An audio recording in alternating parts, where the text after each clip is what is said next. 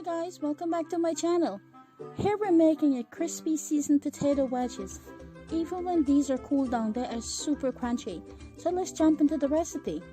I have 3 potatoes. I peeled those and I washed them and cut it in halves. I have some water boiling on my stove and I will add the potato halves into the water and boil those for 7 minutes. Then I'll get some spices to season the batter. I'll list the spices in the description box below. Right now I'm going to focus on only one spice right here. The one seasoning is that one right there. So that is a 1/4 teaspoon of baking powder. To 1 cup of flour, I will add all the ingredients together and mix it.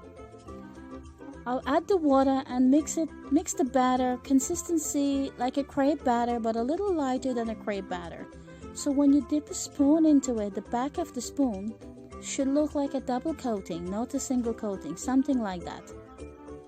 Now when you dip the potato wedge in a light batter like this, you get a super crunchy, and the baking powder will allow the batter to poof a little and make it even crunchier.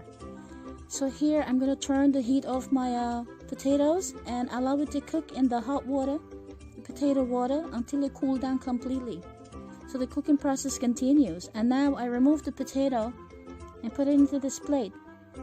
So please use a cutting board when cutting these. The reason why I'm cutting it like this because I want you to see the consistency of the potato. Even though it's cooked, it's still firm. So I just zoom it in for you to see it like that. So please use a cutting board, okay? Now I have some oil heating up on my stove, and I'm using a fork to dip the potato wedges into the batter. So I think this is the best way to do it, even though it takes a little longer, because the potato pieces are coated evenly when dipping with a fork. You can use your hand also to do this. Just shake the batter off a little and and put it there. I actually use my hands because they move much faster than this. I need to get these on my dinner table for my kids to be breaking fast, so I had to go a little faster. So you can use a glove, whatever works for you. So I'm going to turn these and show you how nice thinly coated, see, thinly coated they are. So we'll cook those to golden brown.